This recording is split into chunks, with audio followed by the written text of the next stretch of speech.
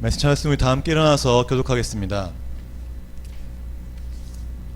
내가 이것을 너에게 이름은 너희로 실족하지 않게 하려 함이니 사람들이 너희를 출교할 뿐 아니라 때가 이르면 물은 너희를 죽이는 자가 생각하기를 이것이 하나님을 섬기는 일이라 하리라. 그들이 이런 일을 할 것은 아버지와 나를 알지 못함이라. 오직 너희에게 이 말을 한 것은 너희로 그때를 당하면 내가 너희에게 말한 이것을 기억나게 하려 함이요 처음부터 이 말을 하지 아니한 것은 내가 너희와 함께 있었음이라. 이는 하나님의 말씀입니다. 아멘. 다 함께 잘 앉겠습니다. 할렐루야. 아멘. 6월은 7월이죠. 7월은 새롭게 하시네라는 주제로 신유의 영역에서 말씀을 전하고 있습니다. 오늘 나눌 말씀 제목은 때가 이르면입니다. 때가 이르면. 이 때가 이른다고 하는데 이 때는 언제일까요? 이 때는 제자들이 핍박을 당하는 때입니다. 이 단순하게 생각하면 오늘 본문을 보면서 이제 앞으로 고난이 시작된다라고 생각할 수 있지만은 다르게 생각하면은 성령이 함께하는 시간이 시작된다는 것입니다. 이 성령이 함께한다고 해서 고난이 없어질까요? 그러지는 않습니다. 고난이 시작된다는 것은 분명한 사실입니다. 왜 고난이 시작될까요? 예나 지금이나 이 고난이 시작되고 있어요. 그죠? 왜냐하면은 세상의 가치관과 교회의 가치관이 다르기 때문입니다. 그래서 교회는 세상의 박해를 피할 수가 없습니다. 가치관이 다르기 때문이에요. 예수님이 증거하신 그 진리를 세상은 거부하고 박해했습니다. 마찬가지로 제자들이 전하는 그 증거하는 진리 또한 세상은 박해하고 배척하기 때문에 교회는 핍박을 받을 수밖에 없습니다. 다시 말하면은 그리스도인들도 세상의 가치관과 다른 가치관을 갖고 있기 때문에 박해를 받을 수밖에 없다는 것입니다. 이 빛과 어둠이 섞이지 않는 것처럼 세상과 교회의 싸움은 빛과 어둠의 싸움입니다. 그 지금 우리에게 말씀하시죠. 세상의 빛이 되라고. 이것 예수님은 제자들을 떠나기 전에 하신 말씀이 오늘 본문의 말씀입니다.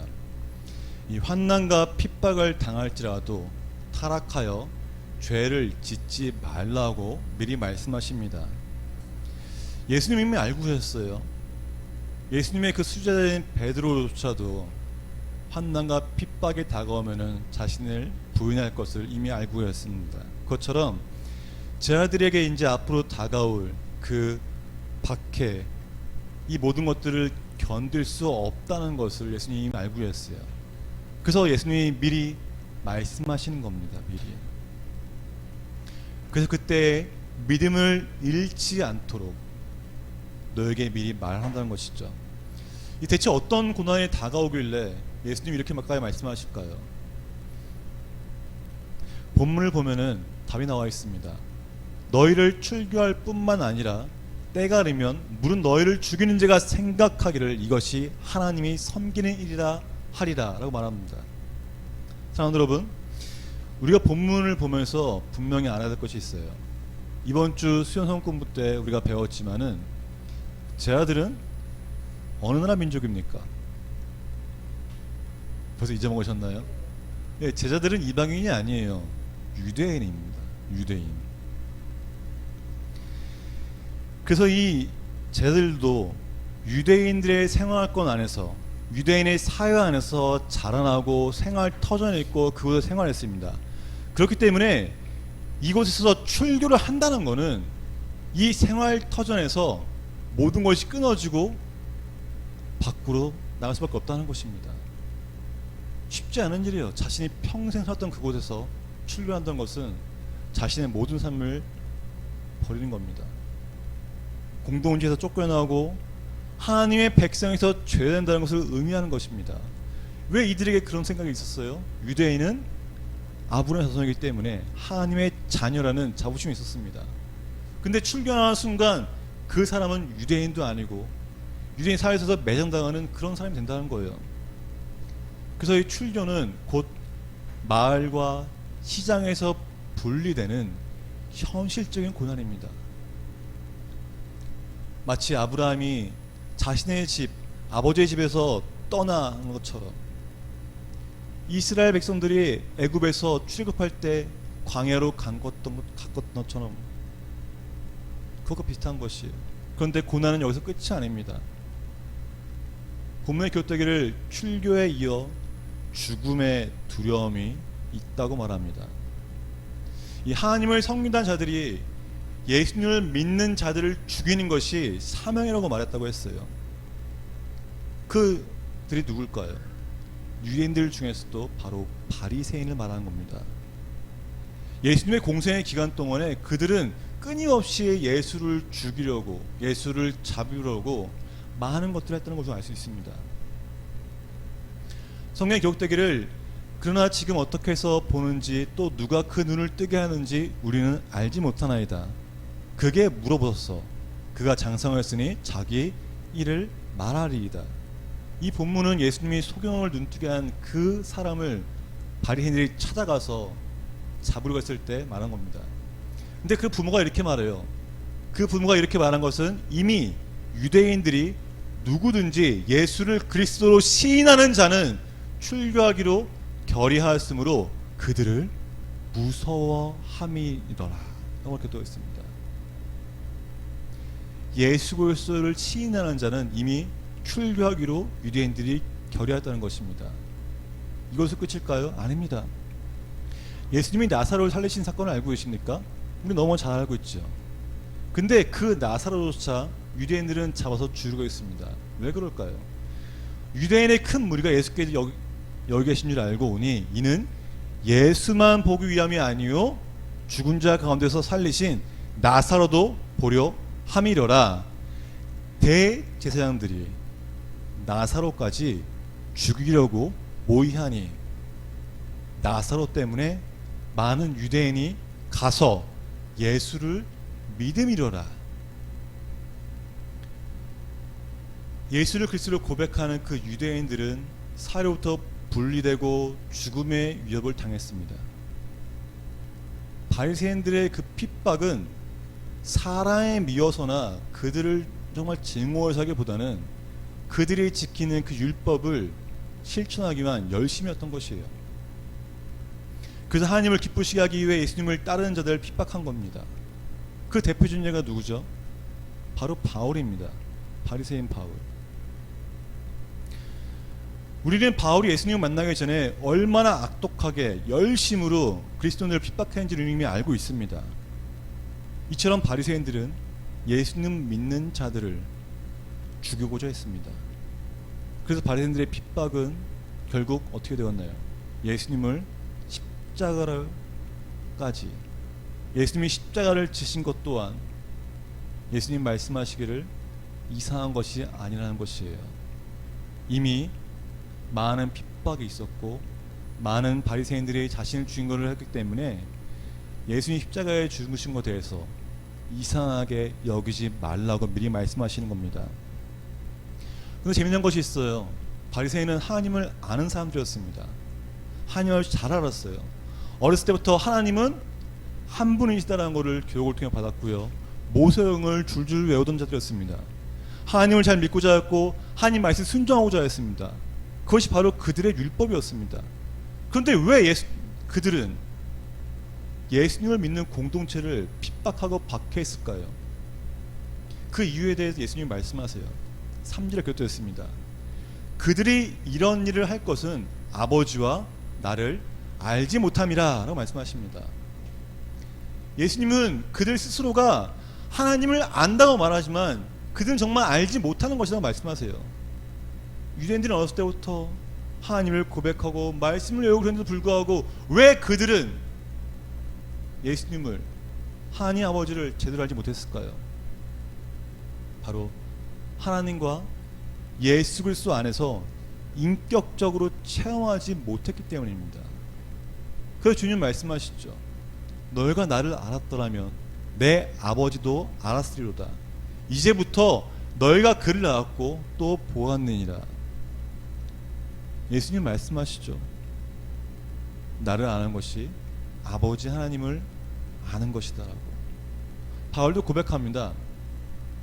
이 지혜는 이 세대의 통치자들이 한 사람도 알지 못하나니 만일 알았더라면 영광의 주를 십자가에 못 박지 아니하였으리니라. 그 바리새인들이 예수님을 제대로 알고 하나님을 직접 만났다면은 예수님을 십자가에 못 박지 않았을 거라고 바로 말합니다. 사랑하는 성도 여러분, 한번 생각해 봅시다. 과연 바리새인들만 그리스도를 제대로 알지 못했을까요? 유대인들, 바리새인들과 서기관들만 예수님을 잘 모르고 하나님을 잘 모르고 있었을까요?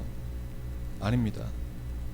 어느 시대에서든지 그리스도를 인격적으로 체험하지 못하고 단지 성경 지식만으로 소유한 사람은 바리새인이 지었던 것과 같은 종교적 독성과 편견으로 형제를 핍박하는 무죄에 빠질 수 있다는 것입니다.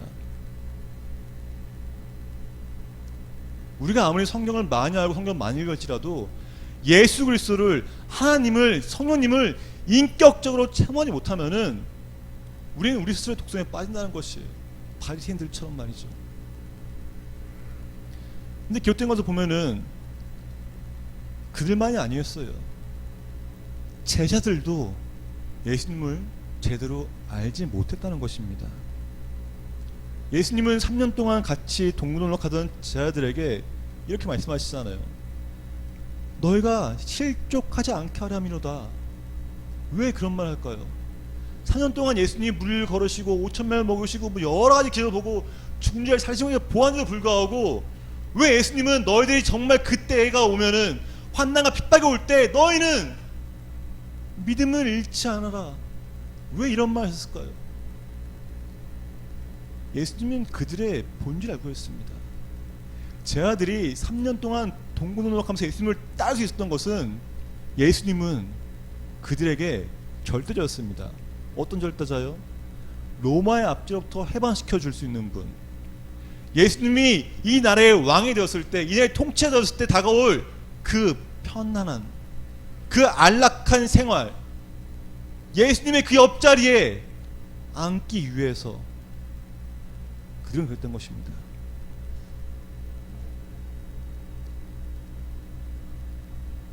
자신들에게 세상의 그 안락함 생활을 줄 수 있는 분이었기 때문에 예수님을 따르는 것이었죠. 하지만 그런 그들에게 예수님은 말씀하십니다. 내가 너에게 주고자 하는 것은 세상의 편리함이나 세상의 그 평안한 자리가 아니라 세상에서의 고난과 핍박을 통해 얻게 될 성령의 인도하심이라고 말하는 것입니다. 제자들은 우리가 이미 알고 있듯이 오순절 사건, 성령 강림이 있은 후에 그들은 담대하게 모든 핍박을 견디며 이겨낼 수 있습니다.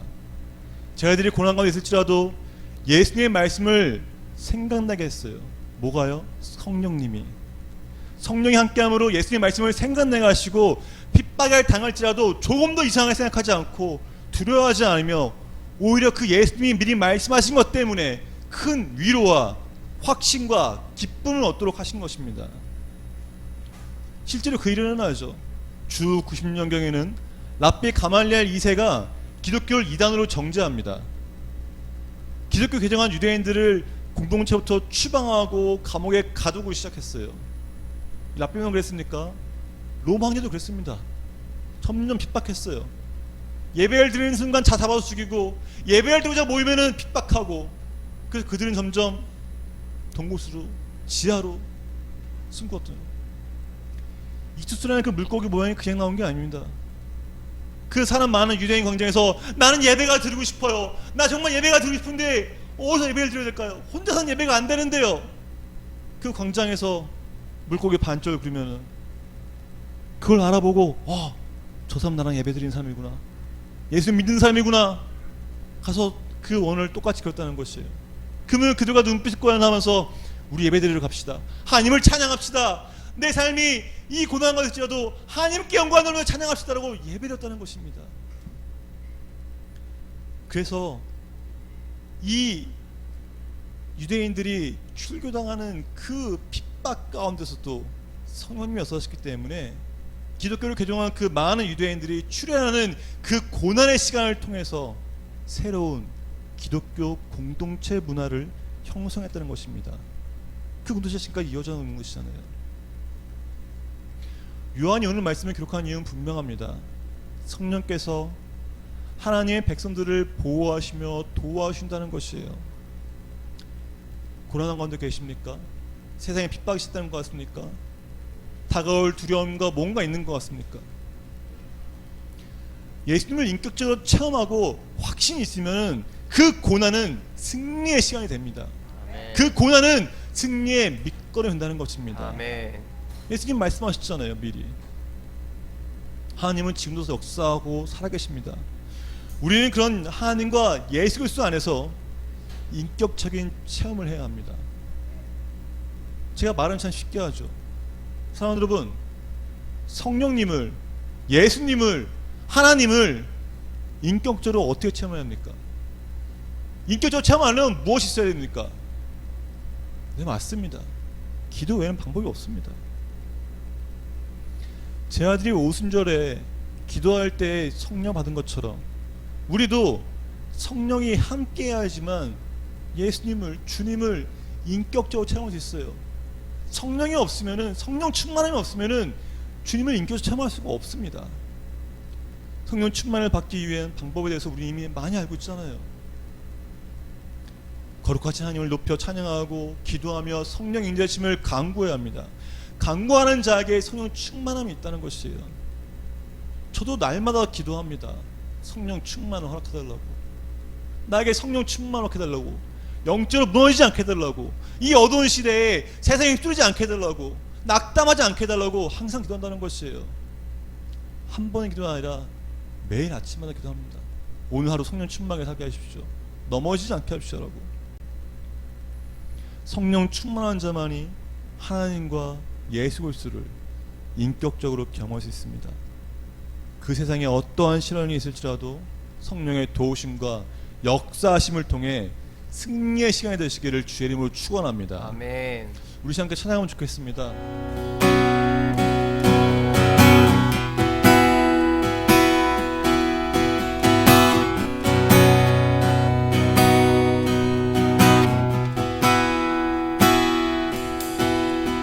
우리 주 하나님, 큰 영광과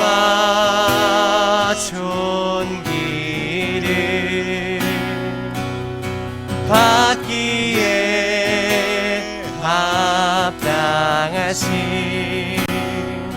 지금 여기 계신 하나님, 온 천지 만물을 지으시고 다스리는 큰 권능과 능력으로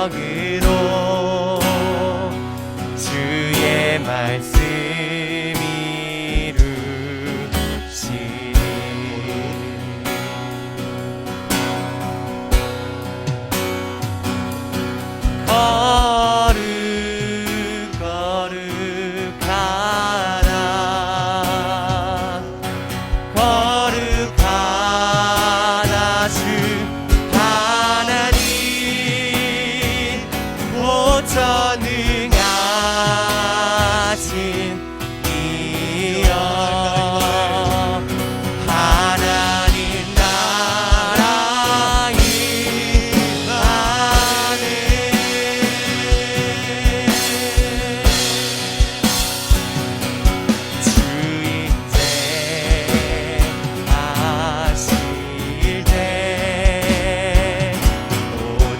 만물 경배하리.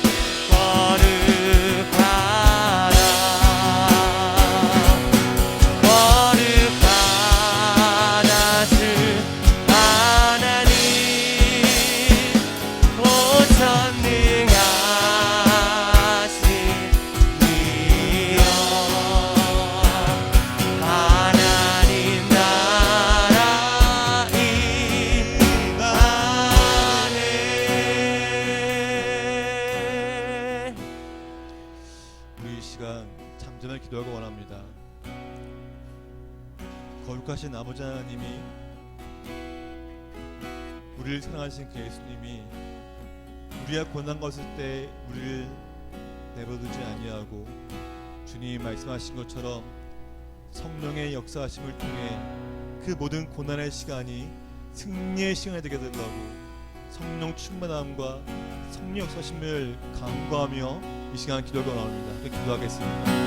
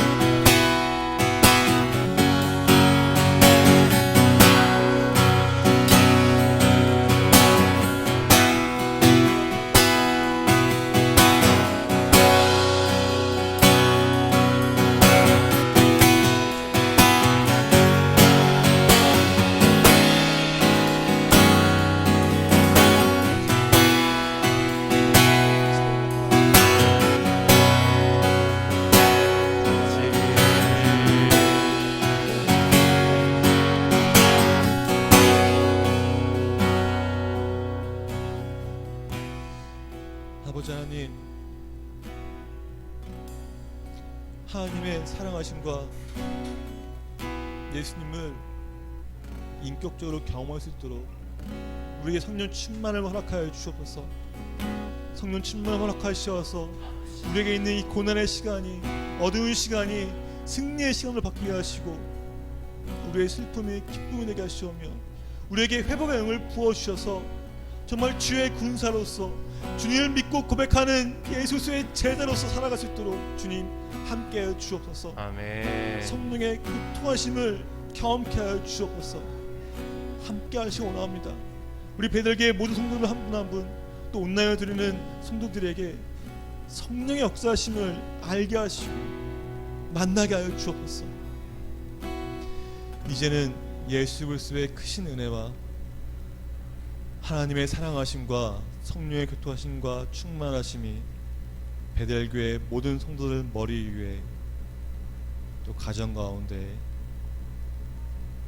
또 온라인으로 드리는 성도들 머리 위에 영원히 있기를 간절히 축원하옵나이다.